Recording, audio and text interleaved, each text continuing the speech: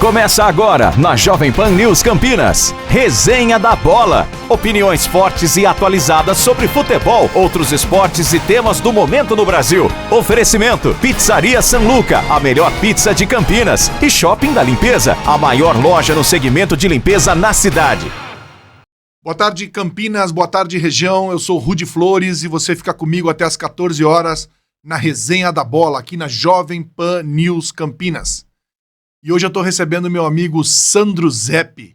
Sandro Zeppi trabalhou muito tempo aqui na IPTV, em Campinas, TVT em Jundiaí, CNN, SBT. Sandro Zeppi, obrigado pela visita aqui no Resenha da Bola. Resenha da Bola, né? Obrigado, Rudy, pelo convite, obrigado aos amigos que estão escutando a gente. Sempre muito importante a gente conversar. Agora, de futebol, eu gosto assim, como recreação. Você entende. Né? Fiz algumas transmissões de futebol pelo Sport TV, né? Mas eu queria propor outra situação hoje. Eu vou pegar aqui sua pauta. Tá vendo aqui, gente? Quem tá curtindo aqui pelo podcast, eu vou fazer isso aqui com a pauta, ó. Jogamos fora a pauta dele. Hoje quem vai fazer... Que é isso? Hoje quem vai fazer aqui a pauta é minha. Eu trouxe aqui, ó. Tá guardado no meu bolso. O que é Agora, isso? na introdução... Essa aqui é minha câmera, né? Você falou Rudy Flores. Peraí, mas eu sempre conheci como Rudy Machado. Que parada que é essa? É Rudy Flores ou Rudy Machado? O Edinho já me apertou nessa pergunta aqui num dos nossos programas que a gente fez com o João Brigatti. Não, na verdade é o seguinte, Zeppi. Bom, primeiro, obrigado aí, né, Você hoje vai tomar o meu lugar de entrevistador. Passei o final de semana fazendo aqui, final de semana não, passei o dia aqui, à noite, fazendo a minha pauta. Tá tudo aqui, ó. Tem aqui 1 hora de conversa. Vamos ver o que você armou no futebol. Que agora fica comandando aqui o programa de esporte e tal, mas quem é você na ordem do dia? Andou no carro de bombeiro? Quero saber isso. Já andei, lá em Jundiaí. Vamos ver essa história. Então, rapaz, eu sempre gostei mais do Machado. Achava que o Machado era mais forte, né? Rudy Machado. E, inclusive, meu pai, que faleceu, já me questionou uma vez. Pô, por que você não usa o Rudy Flores? E eu usei durante muito tempo no mundo da bola, né? O Rudy Flores, o Rudy Machado. E aí comecei agora nos últimos, acho que 8 anos, a usar o Rudy Flores, até em homenagem ao meu pai. Mas, lá no meu canal do YouTube, você vai encontrar essa resenha nossa, Zeppi, no Rudy Machado Flores. Machado Flores, Flores e Machado. Tá tudo certo. É o sobrenome e tá tudo certo. Vai em frente, né? Agora, lá de Uruguaiana, o menino Rudy, quando ele começou e tal, conversei com a sua mulher, ela me falou o seguinte, que você pensava no futebol, pensava na marinha, ficou em dúvida no começo da sua carreira? Nossa senhora, o que você foi puxar, rapaz? Na verdade é o seguinte, eu nasci em Uruguaiana, né? Lá no interior do Rio Grande do Sul. E, infelizmente, a minha família se desestruturou. Eu acabei ficando sem a mãe, né? Que acabou se separando do meu pai, papapá. E eu não tive uma madrasta que me cuidou muito bem, sabe? Ela não foi uma boa drasta, foi uma madrasta. Pra mim, ela não foi uma substituta da minha mãe. E aquilo... Com 12 anos de idade, quando eu fui morar com a minha madrasta, depois de morar com a minha avó e com a minha tia, eu acabei colocando na minha cabeça, eu tinha um mapa mundi que eu tinha grudado na parede do meu quarto. E eu olhava aquele mapa mundi e falava assim, pô, eu tô aqui em Uruguaiana, aqui nesse cantinho do Rio Grande do Sul, tem tanta coisa para conhecer, tem tanta coisa para onde viajar, o que fazer. Eu tenho que dar um jeito de sair de Uruguaiana. E aí eu comecei a jogar futebol. Todos os dias à tarde eu jogava das 2 da tarde até o sol se pôr. E o futebol era o caminho que eu, na minha cabeça, de sair da minha cidade e conhecer o mundo. Só que no meio do caminho aí apareceu uma possibilidade da Marinha. Eu fiz as provas todas da Marinha. Eu lembro que na época você saía de Uruguaiana, você ficava 1 ano e meio em Florianópolis e depois você ia para o Rio de Janeiro. Bom, enfim, a minha turma da Marinha eram 33, embarcaram 32 em Uruguaiana. Eu não embarquei, porque uma semana antes chegou o convite do futebol, e aí o coração falou mais alto e eu acabei optando pelo futebol. Mas a gente percebe que são coisas bem diferentes, mas as duas tiravam você de Uruguaiana, né? Uruguaiana era uma cidade pequena, naquela situação que você vivia, e você queria muito sair. Você sabia que o seu destino não estava lá. E aí você optou pelo futebol. Mas optando pelo futebol, qual foi o primeiro time? Então, eu recebi um convite, eu cheguei a fazer testes no Grêmio e no Inter e não passei. Eu era considerado, na minha cidade, um jogador mediano. Eu nunca fui brilhante, nunca fui bom. Mas eu usei o meio futebol para atingir esse objetivo, de deixar minha cidade. E aí o meu primeiro clube que eu recebi o convite foi o Aimoré de São Leopoldo, onde eu disputei meu primeiro campeonato gaúcho. E aí depois seguia, né? Teve uma sequência de jogando no Rio Grande do Sul, no São José, e assim foi acontecendo os clubes, né? E eu consegui o objetivo, Zé. Eu mudei de Uruguaiana, eu conheci o Brasil quase que de ponta a ponta, eu conheci 8 países, né, europeus e sul-americanos, ou seja, aquele objetivo de sair de Uruguaiana, aquele menino humilde que não tinha uma família bem estruturada, aquele menino conseguiu, de certa forma, o objetivo dele. E o seu sonho, ele é muito, não é singular, né? É um sonho plural. A maior parte das crianças hoje, nos últimos 10, 15 anos que eu acompanho futebol, que eu faço reportagens, a gente percebe que as crianças querem dar um upgrade na carreira. São crianças pobres, com problemas familiares, que buscam sempre sair da sua cidade, ganhar um pouco mais. E qual é o sonho? O sonho é o futebol.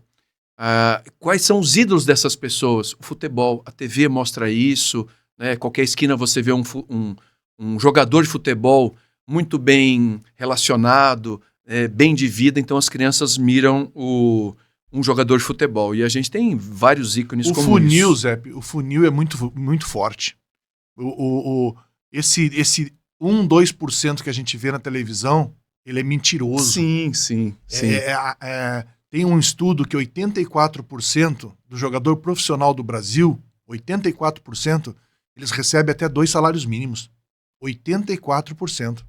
Então, é uma ilusão muito grande o futebol. Mas quanto custa um sonho? Né? Um sonho não tem preço. Muitas vezes as crianças saem de casa para realizar um sonho.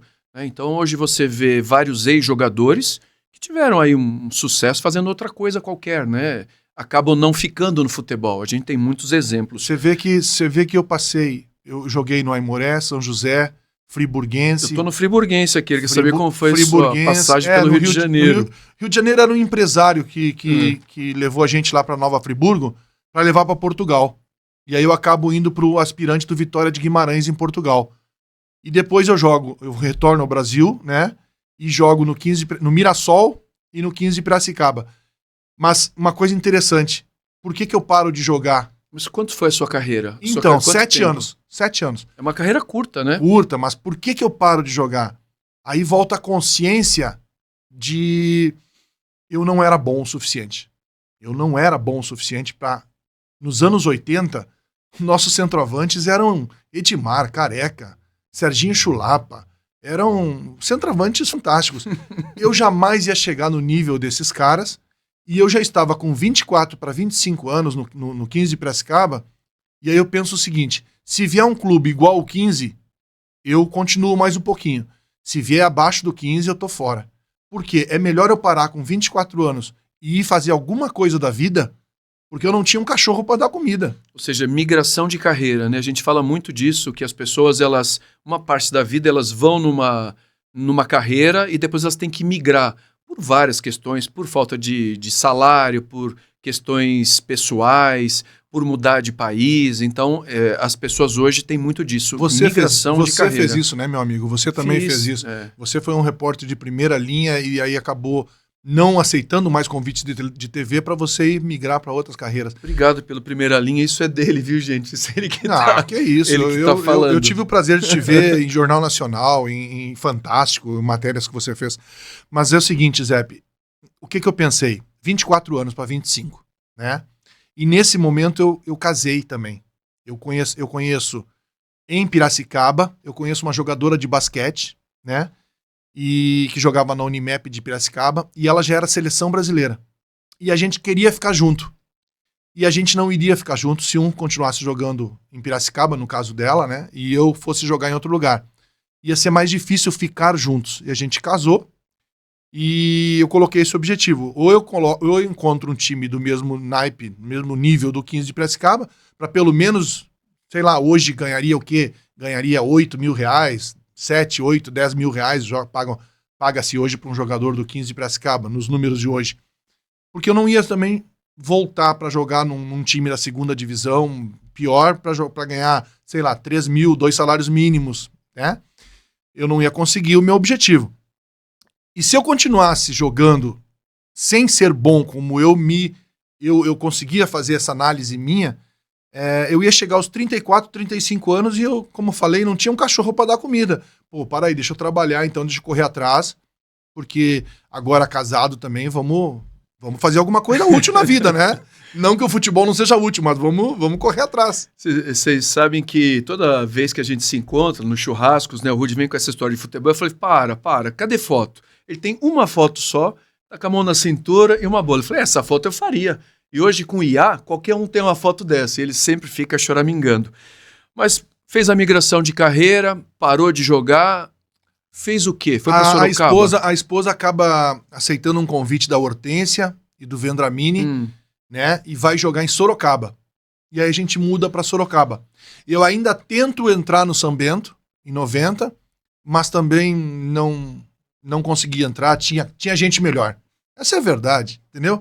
Todo ex-jogador de futebol... Ou tinha empresário melhor, né? Porque hoje a gente vê hoje o empresário... Tem jogador que que não tem um gato para puxar pelo rabo, que não consegue dar um passe certo, mas está em grandes times, né? A gente percebe alguns nomes, eu não vou citar nenhum nome, claro, para depois você ter que ligar e pegar aquelas notas, posição dele, mas acontece muito isso, o cara não forma aqui, não forma lá, e está sempre em grandes clubes, né? Nós estamos falando de 1990, ainda não era o futebol dos empresários, ainda era o futebol dos clubes, ainda era o futebol que você conseguia chegar para fazer um teste, né? Hoje não. Hoje os empresários tomaram conta do futebol, nos últimos 20 anos principalmente. O futebol hoje é dinheiro, empresário e ponto, né? Por isso que você vê que nem sempre os bons estão jogando. Tento entrar no São Bento, não consigo, mudo para Sorocaba. O que eu vou fazer? Uma escolinha de futebol. Que era, assim, naquela época, eram raras as escolinhas de futebol. E aí eu montei uma escolinha e fiquei lá com a molecadinha na escolinha durante 3 anos praticamente. E conseguia desenvolver, porque essa questão da didática é muito difícil, né? Você sair de uma posição, ir para outra, assumir uma responsabilidade. Como que foi essa situação? Cara, primeiro que eu contratei para trabalhar comigo, o Nenê. O Nenê é um ex-meio-campista que jogou no São Paulo. Ele, inclusive, já faleceu. E ele tinha uma experiência muito grande já com escolinhas. Então ele veio trabalhar comigo e eu, observando o trabalho dele, aprendi demais. Mas, Zep, tem cada história, coisa mais linda, assim, chegou uma criança para trabalhar com a gente lá, para fazer aula na escolinha, tinha 7 anos de idade. A mãe dele levou, né? Ele colocou o uniformezinho, a gente dava uniforme, tudo bonitinho. Escolinha bem montada, bem organizada. E esse menino ficou ali batendo bola na parede, num cantinho lá. A gente trilou o apito, chamou todo mundo pro meio do campo para começar. Ele não veio. E aí ele ficou lá. Aí eu fui até ele e falei, vamos começar a aula, vamos lá pro meio do campo. Tio, eu não quero ir. Você não quer ir? Não quero ir. Então tá bom, então fica batendo bola aí. E ele ficou batendo bola ali, a mãe dele veio preocupada. Olha, eu vou tirar ele da escolinha então, porque ele não quer participar. Eu falei, deixe, me dê um tempinho, me dê uns dias que eu vou tentar mudar essa situação. Aí no segundo dia eu fui lá, novamente, não tio, eu quero ficar aqui batendo bola. E ele ficava lá no muro, batendo bola lá no cantinho, sem atrapalhar o treino dos outros, mas não conseguia integrar. Bom, resumindo, até me emociono. Esse menino, depois de alguns meses, esse menino que mal conversava com a irmã em casa, que era arredio, esse menino mudou totalmente a personalidade dele. Futebol mudou totalmente a personalidade dele. Esse menino depois dava carrinho na bola, brincando com os outros meninos. Mudou em casa, mudou na escola, mudou no futebol. porque a gente teve a didática, a paciência de fazer ele interagir com outras pessoas. Sociabilizar, né? Ele devia ser uma criança muito introspectiva e, por conta disso, acabava não formando nos diversos grupos da escola, da rua e por aí por diante, né? Como ele se sentiu abraçado, né? Primeiro ele ficou sozinho, conheceu o ambiente, deu o primeiro passo e aí, aos pouquinhos, foi desenvolvendo. Mas eu tenho uma noção do que é isso, você não costuma falar do passado, mas quando a gente remexe as emoções, a gente vê o que a gente fez, o que a gente já passou, e essas coisas são muito sensíveis, acaba pegando muito o futebol no nosso coração. O futebol é uma válvula ela te dá uma oportunidade muito grande, né? Você falou aí que muitos meninos querem o futebol, né? Porque, eu quero comprar uma casa boa para minha mãe, eu quero andar num carro bom, né? Eu quero casar com uma loira maravilhosa. O ídolo, o sonho, né? O futebol e a música, né, propiciam isso, mas o futebol, ele, às vezes, essa grande maioria que não vai bem no profissional, acaba se dando muito bem, dependendo da cidade, ele trabalha em boas empresas e o futebol abre portas, o futebol é fantástico. O esporte em si, né, ele é um meio fantástico de você mudar de vida, mudar o teu caráter, né? Enfim, futebol e o esporte é fantástico, por isso que todos os dirigentes, todos os políticos deveriam repensar e pensar melhor no futebol, no esporte para a sua cidade. E por que isso? Porque no esporte você tem regras, você é obrigado a trabalhar em grupo, você precisa seguir uma rotina, e a pessoa que hoje não tem rotina, não tem essa determinação de seguir alguns parâmetros, a pessoa está fadada ao fracasso, né? Hoje as coisas mudaram muito, né? Hoje tem a internet que você, com um pouquinho de experiência, um pouquinho de força de vontade, você consegue explodir, mas a questão do caráter é fundamental para que em grupo você consiga explodir. Bom, a gente estava em Sorocaba até agora há pouco, você lembrou da escolinha, de algumas passagens. Vamos para Campinas agora. Pois é, a minha esposa, né, na época, muda para jogar aqui na Ponte Preta, no basquete da Ponte Preta, vem se tratar aqui, teve uma lesão de joelho muito, muito grave, acaba fazendo uma cirurgia aqui em Campinas. E eu tinha um primo, que eu chamo ele de primo de coração, né, o Rodrigo Sokol, que mora na Itália há muitos anos, que morava em Campinas. E ele me apresenta Campinas, né? E eu acabo ficando por Campinas, me apaixonando por Campinas.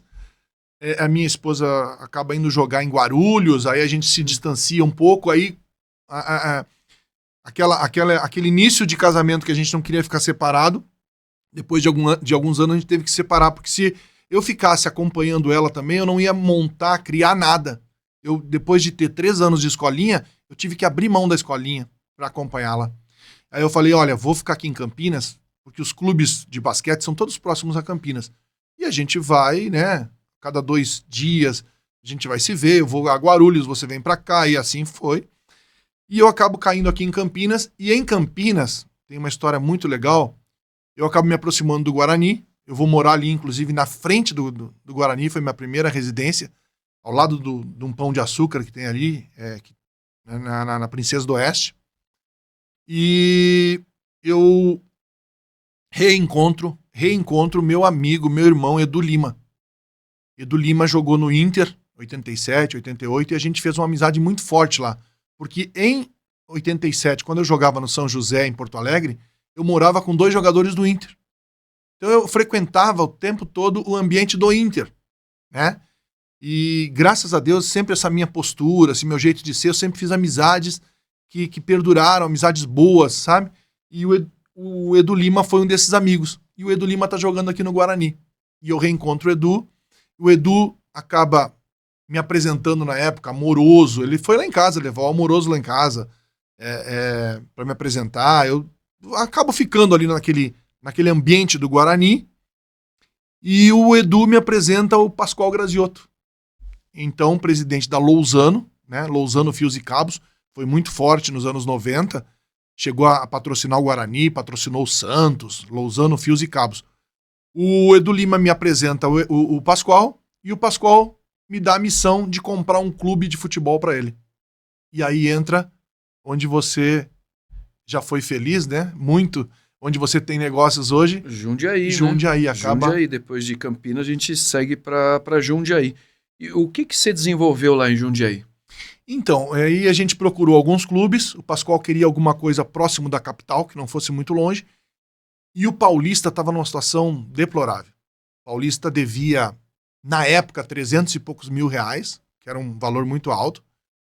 Estava na Série A3 do Campeonato Paulista, estava muito mal o Paulista. E eu acabei sendo o primeiro homem da Lousano a colocar os pés em Jundiaí. Fiz uma análise de todo esse problema financeiro, de tudo lá, analisei durante algumas semanas, e o Pascoal fez uma oferta e comprou o Paulista. O Paulista tem uma coisa interessante, ele foi o primeiro clube na história do futebol do Brasil em que a empresa colocou o nome no distintivo do clube. Naquela início dos anos 90, todo mundo lembra do Palmeiras Parmalat, né? Só que o Palmeiras não mudou o nome, era o Palmeiras. Todo mundo chamava Palmeiras Parmalat. O Paulista mudou o nome na federação. O Paulista se chamou na federação durante um período Lousano Paulista. E aí foi fantástico, né? Porque aí eu acabo levando o Edu Lima, depois na sequência Casa Grande, Cerezo, eu coloco o Edu Lima num carro de bombeiro para desfilar em Jundiaí, a gente sobe de divisão, enfim, foi um dos trabalhos fantásticos da minha vida. Eu não fui o gerente principal, eu não me achava pronto para ser o único gerente, tanto que o Pascoal me pergunta, né? Você tem capacidade para gerenciar o Paulista sozinho? E naquele momento, mais uma vez, a consciência daquilo que você pode fazer ou não, eu falei que eu não tinha, eu fiquei mais no departamento amador, junto do profissional com o Eli Carlos, que foi um jogador fantástico, jogou em Flamengo, etc. E aqui no interior de São Paulo, muito, muito conhecido, muito famoso. O Eli Carlos ficou no profissional, fiquei junto com o Eli Carlos, e depois eu acabei cuidando do departamento amador do Paulista. Eu lembro que em 96 eu estava numa TV em São Carlos, e num dia eu recebi uma pauta. Tinha que ir para Rio Claro para fazer uma reportagem. Cheguei lá para fazer reportagem, era o Rude que estava lá. Foi aí que a gente acabou se conhecendo. Qual foi o trabalho que você desenvolveu lá em Rio Claro?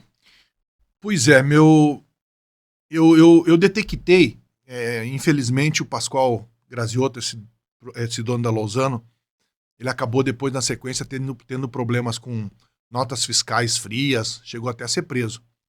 E eu detectei em poucos meses, trabalhando com ele, que a palavra dele ou algumas atitudes dele não eram muito coerentes.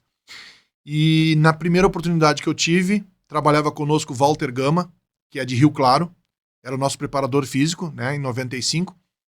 E eu falei pro Walter, eu tô pensando eu não vou ficar aqui nesse projeto, eu já dei o pontapé inicial do projeto, o projeto tá andando legal, eu vou procurar um outro clube, eu tenho algumas ideias que eu quero colocar em outro trabalho. E o Walter me leva a Rio Claro, me apresenta João Radiante, que então se torna presidente do Velo. O Velo estava parado, o Velo não tinha futebol, me parece, há 3 anos. Um clube de futebol fechado, sem futebol. Tava lá as arquibancadas tudo descascando. Eu cheguei a pintar as arquibancadas do Benitão, em Rio Claro. Eu montei toda a estrutura de futebol do Velo, eu montei a estrutura da cozinha, e, através de amizades, né? Eu peguei a Mirtes, por exemplo, a nutricionista me deu uma cópia daquilo que ela fazia no Paulista, lá no Corinthians, ela trabalhou com o Luxemburgo. Eu peguei com a Mirtes um cardápio, montei a cozinha, montei o cardápio, montei a comissão técnica, montei... Enfim, foi meu primeiro trabalho solo, foi em 96 com o Velo. E aí tem um fato muito marcante que eu acho que dificilmente vai ser quebrado, né? A gente fica 26 jogos invicto. 26 jogos invicto. A gente começa a trabalhar no início de janeiro. Qual a série? Era a série B1B. Era a quinta divisão, a gente subiu para a 4ª divisão. eu coloco 3 jogadores no Guarani, eu coloco 2 jogadores no Inter de Porto Alegre, e aí sim, é o meu primeiro trabalho solo, eu tinha 30 para 31 anos, foi onde eu pude colocar uma das coisas, por exemplo, que eu sempre questionei no futebol. O Zep é centroavante. Por que o Zep vai ficar correndo em volta do campo? Por que o Zep vai subir a montanha? Por que o Zep vai subir no cavalo, salta no cone? O Zep é centroavante. O que eu quero do Zep no domingo? O que o centroavante precisa fazer? Gol. O que eu quero de você? Eu quero gol. Se eu quero gol de você, eu vou te colocar todos os dias dentro da grande área e vou colocar ali 50 bolas por dia para você colocar para dentro do gol. Do lado direito, do lado esquerdo, de frente, de costa, a bola pingando. Você é centroavante, eu preciso de você para fazer gol. Ponto. Eu falava isso nos outros clubes com outras pessoas, elas me olhavam como se eu fosse um extraterrestre. Pô, o meu centroavante fazia segunda, terça, quarta, quinta, sexta, 50 conclusões a gol. 250 na semana, 1.000 no mês, 6.000 em 6 meses. O que meu centroavante tinha mais facilidade para fazer depois? Gol. Pela repetição, né? Você vai... É repetição, você vai indo. Exatamente. E você sabe que quando eu recebi essa pauta, eu falei assim, futebol em Rio Claro. E eu ia muito a Rio Claro por conta do basquete, Pouti Vaporeto, onde eu conheci Zé Boquinha, nosso que amigo hoje Zé Boquinha não veio aqui, né? Ô Zé, seria a chance da gente se rever, contar histórias lá do Pouti Vaporeto, que tinham 2 americanos fantásticos, né? O Zé ganhou todos os títulos possíveis e imagináveis. O Zé é um monstro do futebol e agora um monstro da TV, dos comentários. Bom, saindo de Rio Claro, a gente segue para Leme, é tudo aqui no interior de São Paulo. O que o Rudy foi fazer em Leme? Então, aí o que aconteceu? A gente acabou perdendo a prefeitura de Rio Claro. A gente que eu falo porque eu estava junto com o João Radiante. E a prefeitura ajudava o futebol. A prefeitura patrocinava de alguma maneira esse ano do Velo. A gente não conseguiu continuar com o projeto Velo Clube, que em princípio seria para 3 anos. 96, 97, 98. Esse projeto foi interrompido, né, por causa da perda da prefeitura, e eu acabei recebendo um convite do Lemense para administrar o Lemense. Mas aí lá não deu certo, foi pouco tempo, faltava água, faltava o básico do básico. Faltava água, uma torneira com filtro que filtrasse uma água, não tinha. Aí você não faz milagre, fica difícil. Todo mundo quer brilhar, né? Todo mundo quer brilhar, mas tem que fazer o básico, né? Você tem que ter o mínimo possível, né? O mínimo. Não adianta você chamar o Neymar para jogar aqui no futebol de terra, né? Tem que ter o mínimo possível, né? Ou seja, não adianta você ter uma mão de obra muito boa, você não tem o básico para brilhar. Aí em 99 eu vou pro Primavera de Indaiatuba. E a gente de Leme, a gente vai para Indaiatuba. Para Indaiatuba. Vamos indo nesse interiorzão de São Paulo aí. Aí no Primavera, sim. Primavera teve uma condição legal, teve uma condição boa. Eu terceirizei o clube. Aí eu fui louco nessa situação. Aprendeu, né, lá em Leme, que não podia ficar na mão de ninguém, aí acabou terceirizando. Não, mas eu fui louco, sabe por quê? Eu vendi o único apartamento que eu tinha em 99 para colocar o dinheiro no Primavera. Em 99. Só que esse apartamento, graças a Deus, né, a mão de Deus aí na minha vida, esse apartamento retornou. Porque em Indaiatuba eu descubro o Alex. Alex Rafael Meschini, né? Campeão da Libertadores com o Corinthians, campeão mundial com o Inter. Eu vendo o Alex pro Guarani, recompro o meu apartamento. Depois o pessoal vende o Alex para o Inter. Depois de 3, 4 anos eu tinha mais uma participação, aí deu para comprar outro apartamento. O Alex acabou, né, me retornando o apartamento. Bom investimento, a gente pode dizer então que o Alex foi um ótimo investimento na sua mão, né? O Alex hoje, vale lembrar, passou por grandes clubes no Brasil e hoje é comentarista no Sport TV, com ótimos comentários, pontual, faz algumas reflexões, um pouco ácido às vezes, mas é resenha, né? Você sabe que eu já falei pro Alex que ele precisa, assim que puder, terminar esse contrato com o Sport TV e fazer aquilo que eu acho que ele tem que fazer. O Alex, eu vi agora esse bom início de trabalho do Felipe Luiz no Flamengo. Para mim, o Alex é o mesmo perfil. O Alex vai ser um treinador maravilhoso ainda, que vai... Tá faltando um treinador no Brasil. E o Alex precisa dessa oportunidade que o Felipe Luiz está tendo agora no Flamengo. Eu acho que ele dá conta. Eu revelei vários jogadores, eu acho que tá na pauta aí, você vai falar, mas eu já vou fazer um parágrafo aqui pro Alex, um parênteses. Esse cara, o caráter desse cara não existe. O caráter do Alex é fantástico. Depois que ele vai pro Inter de Porto Alegre, eu fico 10 anos sem falar com ele. E aí um amigo aqui de Campinas coloca ele um dia no rádio comigo, na época do Nextel, e ele pega e falou: pô, Rudy, você sumiu, faz anos que eu não vejo você. Eu quero que você vá a Porto Alegre, lá no Inter, para ver um jogo, para estar com a minha família. Eu falei: pô, Alex, eu nunca quis te incomodar, eu não peço camisa, eu não peço nada, sabe? Deus me coloca na vida de alguns jogadores, me colocou, de algumas pessoas, eu faço aquilo que eu tenho que fazer e sigo o meu caminho, sabe? Não fico aquele que nem chupim, né? Fica chupando, fica sugando o cara, né? Não. E aí ele usou uma frase nesse dia, né? Ele falou assim: você tem noção o que você fez na minha vida?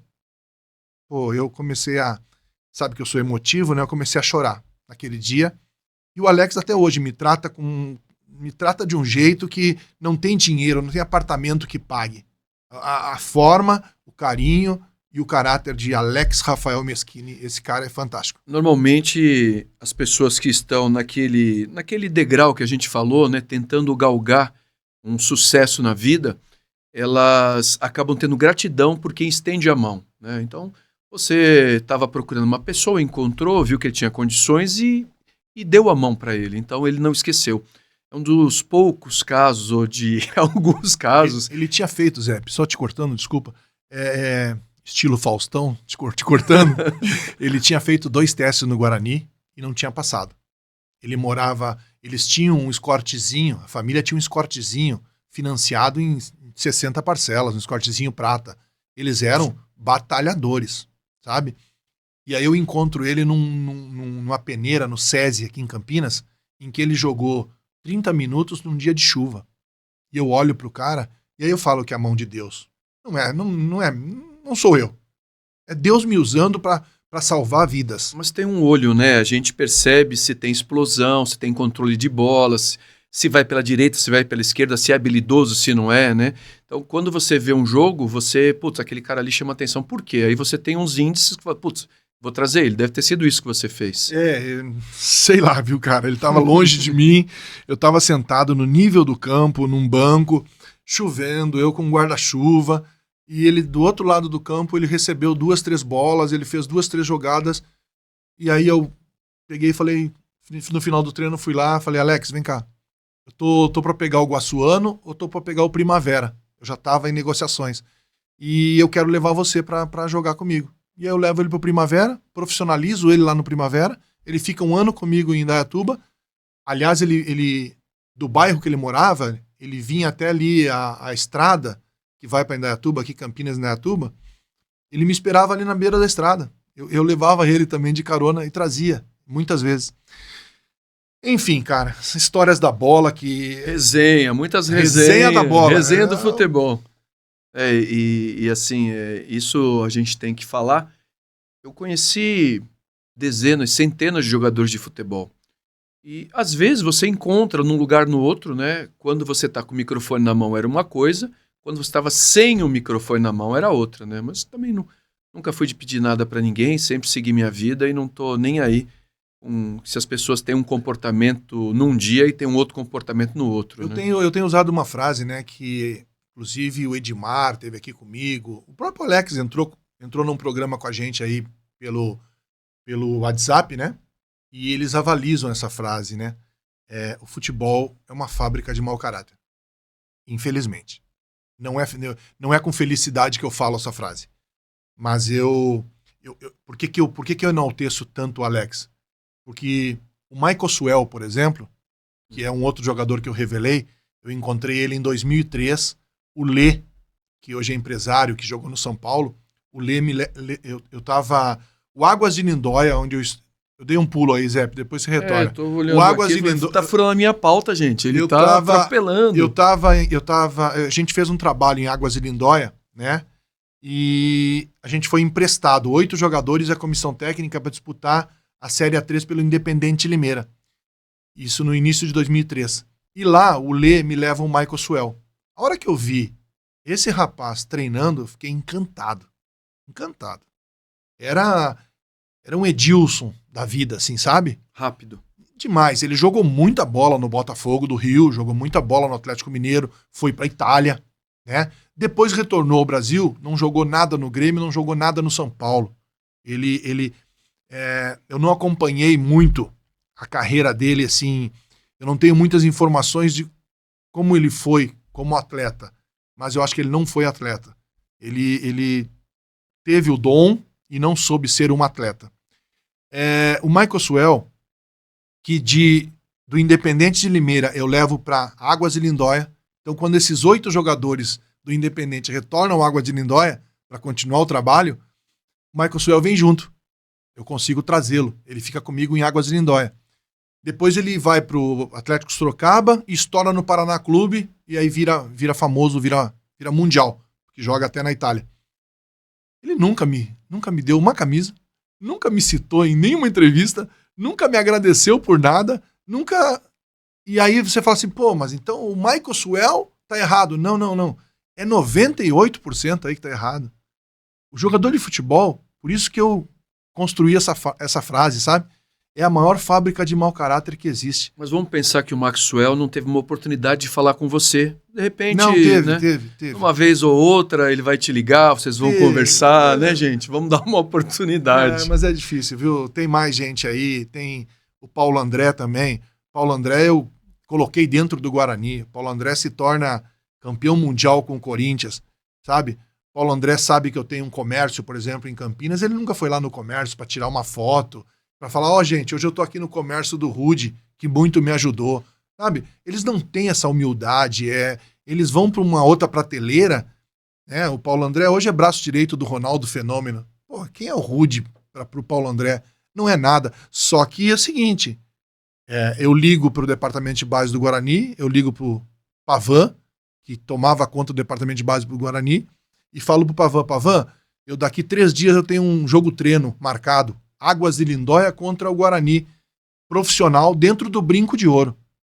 E eu tenho um zagueiro aqui, um quarto zagueiro, que ele mora em Campinas, então, ou seja, ele vai morar na casa dele, não vai precisar comer no clube, se alimentar no clube, não vai te dar gasto nenhum. Ele tá pronto para jogar no Guarani. Esse Paulo André, que tinha jogado já no São Paulo, tinha sido mandado embora. Tinha passado pelo Vasco, tinha sido mandado embora. E cai comigo lá em Águas de Lindóia. Quem é? Grande Águas de Lindóia. Quem é Águas de Lindóia? Quem é o Alec no mundo do futebol? Tanto que esse clube nem existe mais. Bom, enfim, esse cara, eu ajudei ele, né? Eu faço esse jogo treino aqui contra o profissional do Guarani dentro do Brinco de Ouro. A gente perde de 1-0. Meus times não davam um pontapé. Paulo André se portou muito bem, treinou muito bem. Terminou o jogo treino, o Pavan me chama lá... o escritório ali do Guarani chama queijo, o queijo, exatamente. Viu como você entende de bola, Zé? Você é fera. Eu entendo mais de queijo do que de bola, viu? Mesmo não sendo mineiro. Mesmo. Agora passo bastante tempo em Minas, viu? Pois é. Então, o Pavan me chamou lá no queijo e falou, Rude, como é que faz para ficar com o Paulo André? Eu falei, fica. Dá 30% aí pro Águas de Lindóia numa negociação futura, fica com o Paulo André. E foi assim que eu coloquei o Paulo André no Guarani. Eu acho que o mínimo que eu merecia era um pouquinho de reconhecimento, né?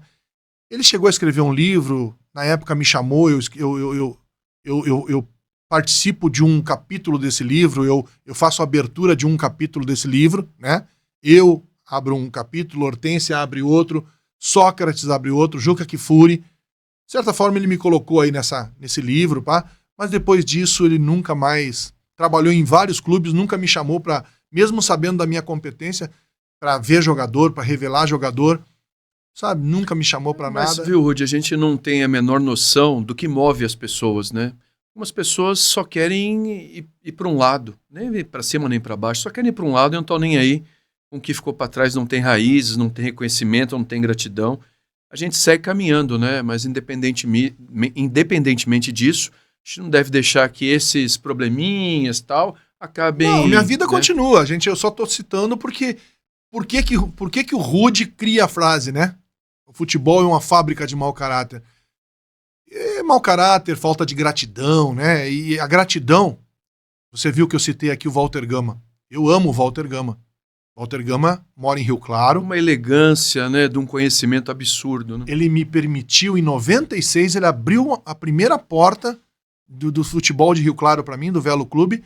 Até hoje, sempre que eu encontro, eu faço questão de beijá-lo, abraçá-lo e agradecer, porque gratidão é um sentimento que você não chega na farmácia, né, e fala, me dá aí 12 comprimidos de gratidão, né, Zé? Nasce com a pessoa, é desenvolvido e vamos em frente. De São Paulo, você acabou indo para o Nordeste. O que você foi fazer lá no Nordeste, que até a gente acabou tendo um amigo em comum lá no Nordeste? Um amigo famoso, né? Então, mais uma vez, Zé, a mão de Deus na minha vida, né? Eu falo que é a mão de Deus porque não tinha base pro Luciano Bivar me chamar para ser o gerente do Sport Recife. Não tinha base. Eu fui gerente do Primavera, fui gerente do Velo. Eu não tinha... Quem sou eu na pauta da bola para ir ser gerente do Sport Recife? Mas o Luciano Bivar me conhece em 96, 97. Eu levo para ele o Marcinho, lateral direito aqui do Guarani, levo lá para o Sport Recife. Ele me conhece, gosta da minha postura, gosta do meu jeito. E ele, como presidente do Sport, ele acabou tendo problema com todo o departamento de futebol do Sport em 99. O Campeonato Brasileiro já estava em andamento. Não lembro agora se era a 5ª rodada, a 7ª rodada do Campeonato Brasileiro. E eu tô em Indaiatuba, né? Tô lá no Primavera de Indaiatuba, tocando o Primavera, aquela história lá que eu vendi o apartamento, enfim, tô lá no Primavera de Indaiatuba, tocando o Primavera, toca o telefone, o Luciano Bivar, Rude, preciso de você. Pô, Luciano, pode falar. Namoro ou amizade? O que você precisa? Eu preciso que você venha gerenciar futebol do esporte. Meu Deus, aquilo foi né? Mas assim, como assim, Luciano? Não, quero que você venha. Naquela época, Zé, o celular, ele era pago, a conta era altíssima. Ó, tem um celular liberado, tem um carro aqui para você usar, você pode morar no hotel do meu financeiro, que era o Luciano Monte, Recife Monte Hotel, em Boa Viagem. Você pode morar lá, faz as refeições lá, faz as refeições no clube. Resumindo, passagem aérea liberada, carro, telefone, moradia, alimentação. E recebia ainda por tudo isso? Mas então, rapaz, você acredita? Para você ter uma ideia, Zé, do que era o salário naquela época. Esse apartamento que eu vendi, que depois eu recomprei, aqui na Princesa do Oeste, eu comprei ele por R$29 mil. R$29 mil em 99. 97, depois recomprei ele em 99, R$29 mil. O meu salário no Sport Recife era R$8 mil, livre, limpo. Ou seja, são 3 vezes 8, 24, 3 meses e meio dava para comprar um apartamento na Princesa do Oeste. Um apartamento de um dormitório pequeno, mas era um apartamento. Que hoje vale 250, 300 mil reais. Então, assim, foi uma proposta muito boa do esporte. E aí eu vou para Recife, e aí tem 2 coisas fantásticas. Primeiro, que eu não tinha noção do que era o futebol no Nordeste, né, lá para cima. No primeiro dia que eu me apresentei na Ilha do Retiro, eu peguei o carro estava com pouco combustível. Eu cheguei num posto de gasolina, abri o vidro, a hora que eu fui pedir pro cara abastecer, encher o tanque, o cara falou, seu Rude, vai encher o tanque ou não? Já de cara, entendeu? Uma coisa assim, uma loucura. Ao mesmo tempo em que eu fui ovacionado, em que os pais levavam os filhos para tirar foto comigo, eu falava, não, pô, tira foto com o Bosco. O Bosco era nosso goleiro. Depois foi reserva do Rogério Ceni aqui no São Paulo. Gotardo, Sangalete, os caras famosos, né? Não, o meu filho quer tirar foto com o senhor, seu Rude. E aí, da mesma maneira que eu fui ovacionado, quando o time começou a perder, o o pessoal levou uma faixa na torcida. Fora Rude. Fora Leonardo, Bivar e Rude. Leonardo era o nosso centroavante, jogou no Corinthians, no Palmeiras, infelizmente faleceu, Leonardo. Bivar era o nosso presidente e Rude era o gerente de futebol. Então eu tive faixa no estádio, né? Isso saiu na capa do jornal, essa faixa, eu tenho esse jornal. Infelizmente eu tenho. E um fato muito legal que aconteceu lá, que eu também não sabia, eu fui o primeiro gerente remunerado da história do futebol pernambucano. O futebol pernambucano até 99, nunca tinha tido um gerente de futebol remunerado. Então isso também foi capa de revista e eu guardo com muito carinho essas coisas. Né? Sim, claro, o Luciano Bivar, ele tinha uma outra ideia, né? Eu lembro muito dele agora na política, né? Envolvido. Ele foi o presidente do partido que elegeu o Bolsonaro. Isso mesmo, eu lembro dele sempre atento às possibilidades. Isso que me parece, não o conheço, parece uma pessoa muito gentil, simpática, educada, mas né, atento às movimentações do mercado. Não importa que mercado ele esteja, mas muito atento. Interessante, Zé, porque o time começou a perder e eu comecei a tomar pancada em cima de pancada. E aí, ele fazia reunião comigo da seguinte maneira, ele falava, Rude, tô passando na frente da ilha do Retiro, né? A casa do esporte. Sai aí que a gente vai dar uma volta de carro. A gente ia dar uma volta de carro, conversando. Porque ele falava, a ilha tem muitos ouvidos, né? Mesmo numa sala fechada, se a gente fosse fazer uma reunião, a ilha tem muitos ouvidos. E não é só lá, né, Rudy? Eu lembro que há pouco tempo, no Santos, né, tinha um fofoqueiro e as pessoas ficam loucas com isso. Só tá eu e você na sala. Como é que sai? A gente fala alguma coisa e aí, no dia seguinte, todo mundo fica sabendo. Então, né? aí eu entrava no carro dele e a gente ia discutindo o futebol. Vamos contratar esse, vamos fazer assim, vamos fazer assim. E teve um dia que eu tava apanhando demais. E eu peguei, a hora que eu fui falar com ele dentro do carro, eu levei os jornais. Eram 3 jornais batendo o tempo todo, né? E aí eu levei os jornais e falei, Luciano, olha aqui, ó. Estão moendo nós aqui no jornal. Eu falei, Rude, esse jornal de hoje, amanhã é jornal velho. Ele usou essa expressão, sabe? Hoje a gente usa uma expressão parecida, viu, Rudy? Se você está preocupado com algum fato que daqui a 5 anos você nem vai lembrar, não fica preocupado, não perca o seu sono. Então, isso vai passar. Ele já tinha essa sabedoria e me passou, viu, Zé? Lá atrás, né? Lá atrás. Né? Eu lembro que nesse momento tinha um repórter muito bom, muito criativo, Fernando Rocha. Sim. Que depois eu encontrei com ele aqui na Globo, em São Paulo, né? Sim. E a gente falou de você, a gente acabou tendo um amigo em comum, né? Pois é, você vê essa minha postura, né? Esse meu jeito de ser. Você vai fazer uma entrevista comigo em 96 no Velo e acaba depois mudando para Campinas e a gente vira amigo, né? E uma amizade que perdura já há mais de 20 anos, né? E com essa facilidade de fazer amigos, eu também perdido lá em Recife, cheguei meio perdidão, né? O Fernando Rocha também me recebeu muito bem.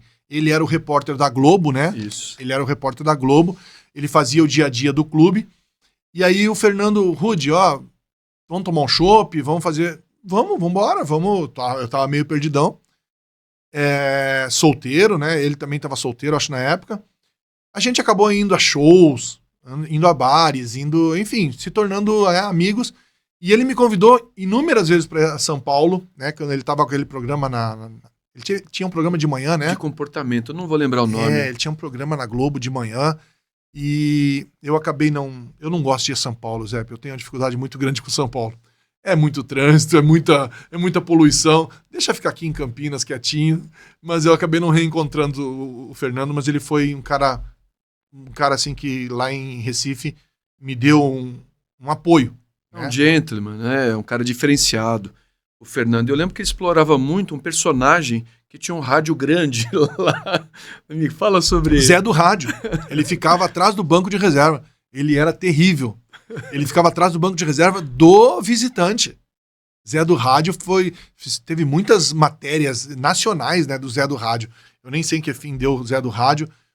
Eu sofri muito em Recife. Eu nunca mais retornei em Recife. Foram 2 anos de muito sofrimento, muita pancada. Por que o Santa Cruz, que tem um estádio que enche em qualquer divisão, por que o Náutico, por que o Sport?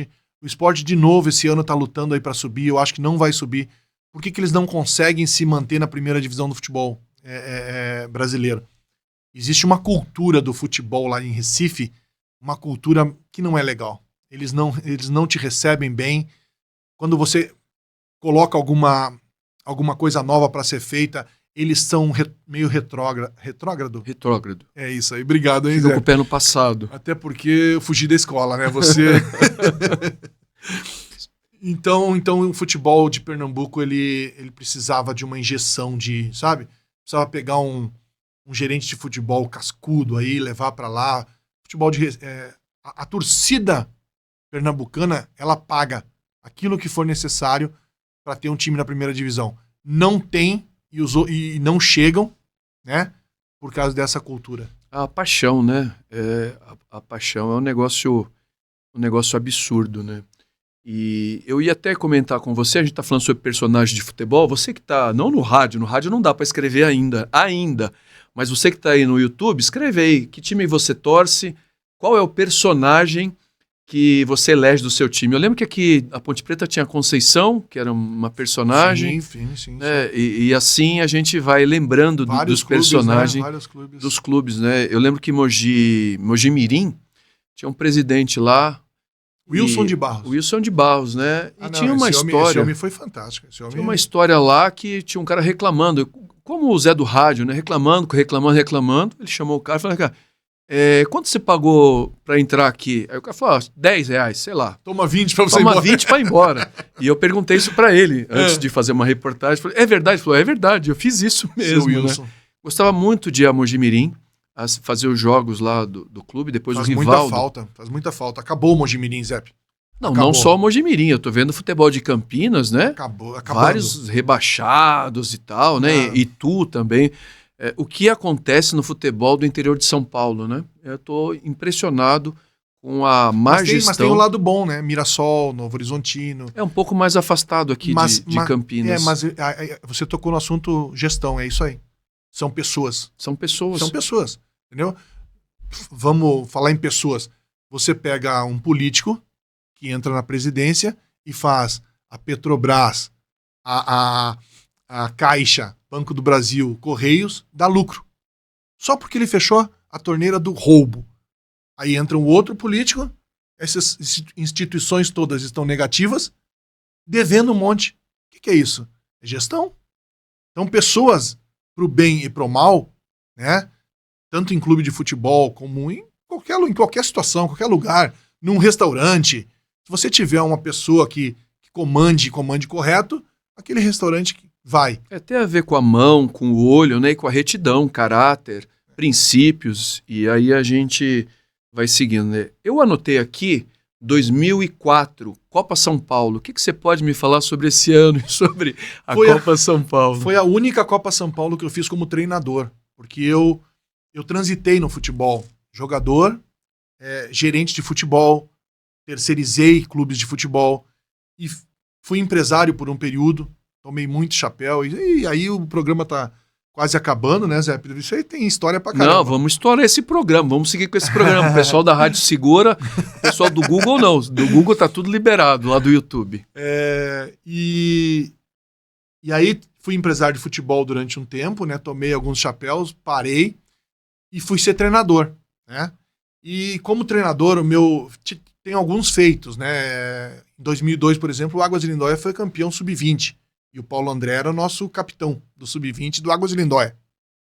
O cara depois vira campeão mundial com o Corinthians, né? E eu fiz uma Copa São Paulo. Essa Copa São Paulo foi em Serra Negra.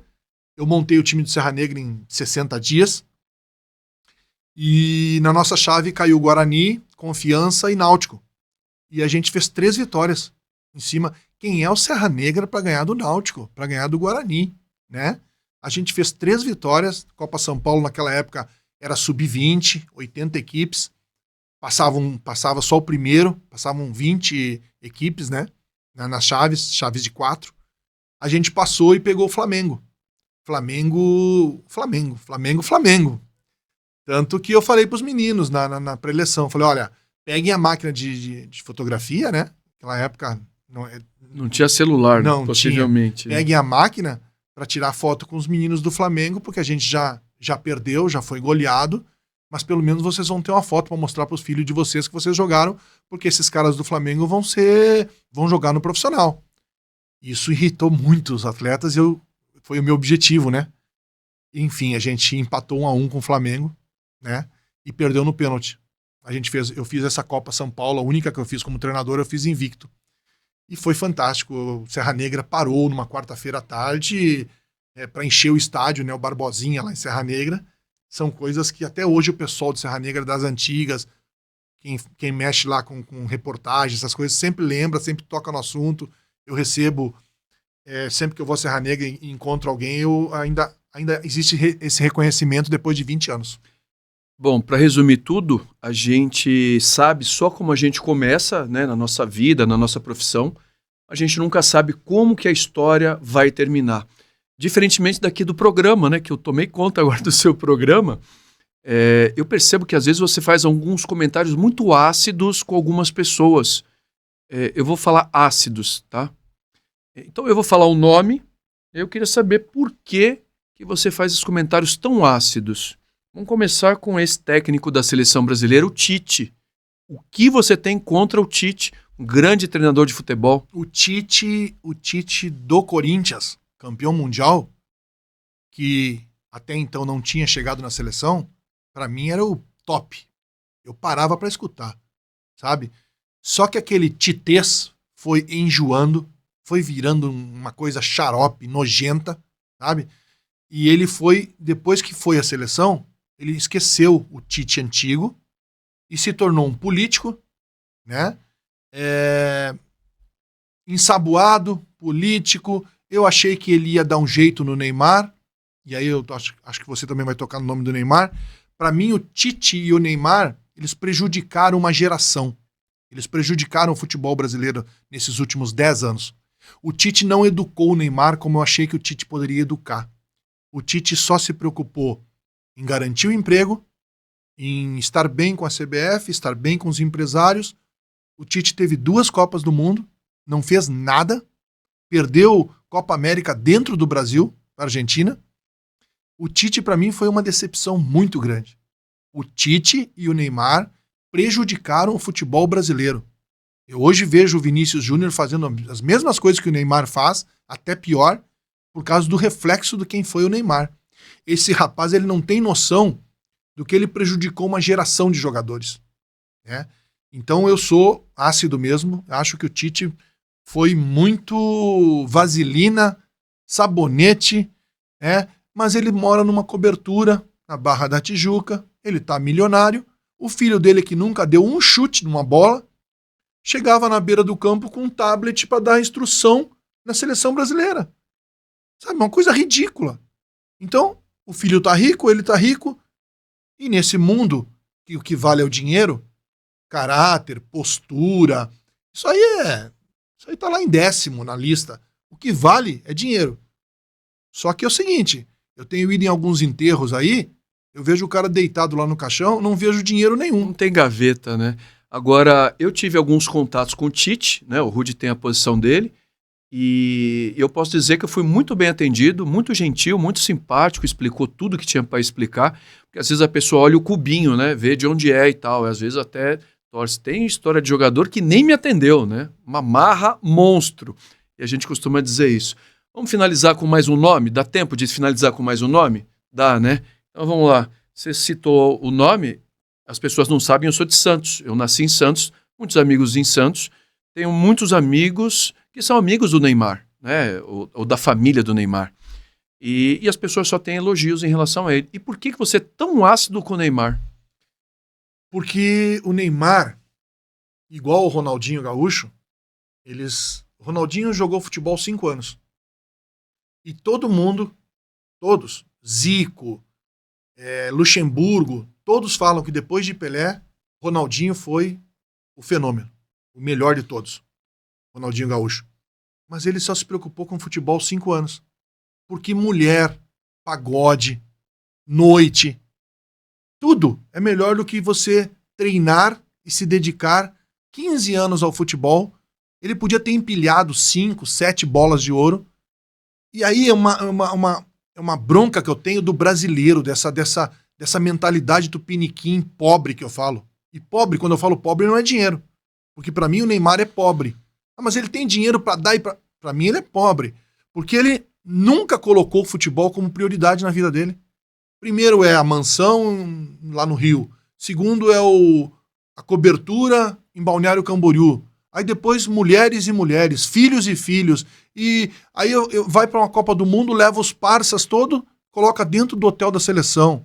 Aí leva o cabeleireiro pra dentro do hotel da seleção, pra ele entrar em cada jogo com o cabelo pintado de uma outra maneira. E pra mim o questionamento maior, você vê um jogo do Messi, aliás, a gente vê jogo do Messi e do Cristiano Ronaldo há 15 anos. Por que Cristiano Ronaldo e Messi não tomam um pontapé? Porque eles respeitam o ser humano, respeitam o jogo. Neymar nunca respeitou o jogo, nunca respeitou o ser humano. E Vini Júnior a mesma coisa. Vinícius Júnior, ele é bom, tá bom. Se você é bom, você vai pra cima do cara e você dribla o cara que não é bom, ele te dá um pontapé. Aí o cara levanta do pontapé e vai tirar satisfação, vai dar peitada no cara, vai empurrar o cara. Não, peraí. Toma pontapé quem é bom e quem não respeita o jogo. Por que Cristiano Ronaldo e Messi não tomam pontapé e o Neymar toma pontapé? O Neymar não é só um jogador de futebol, ele é um astro pop, né? É um cara um cidadão do mundo, que vive outras questões além do futebol. E ele se divide entre tudo isso. Mas eu gosto muito do perfil, claro, a gente fala tudo, as suas considerações são das considerações do que você lê nos jornais e vê na televisão. E a minha é a mesma coisa eu faço em relação ao Cristiano Ronaldo, que eu gosto muito do perfil dele, família, determinado, né? Cuida do corpo, comida certinha, né? E agora tem mais 40 anos de vida pra aproveitar a vida, né? Um cara que eu admiro e sou fã desse cara. Ô, Rudy, ó o barulhinho com a minha pauta, Muito obrigado. Tá aí. Fiz uma bolinha e joguei Joga nele. que eu mato no peito e saio jogando. Muito obrigado pelo convite, um grande abraço. Vou voltar para posso finalizar o programa? Não, faz o que você quiser aí que eu já vou embora. Zep, muito obrigado, viu, cara? Pelo carinho, pela amizade, por ter vindo aqui, tá? Gente, finalizamos mais um Resenha da Bola neste sábado à tarde na Jovem Pan News Campinas. Muito obrigado, até o próximo programa, se Deus Nosso Senhor quiser. Você ouviu Resenha da Bola. Oferecimento Pizzaria San Luca, a melhor pizza de Campinas. E Shopping da Limpeza, a maior loja no segmento de limpeza na cidade.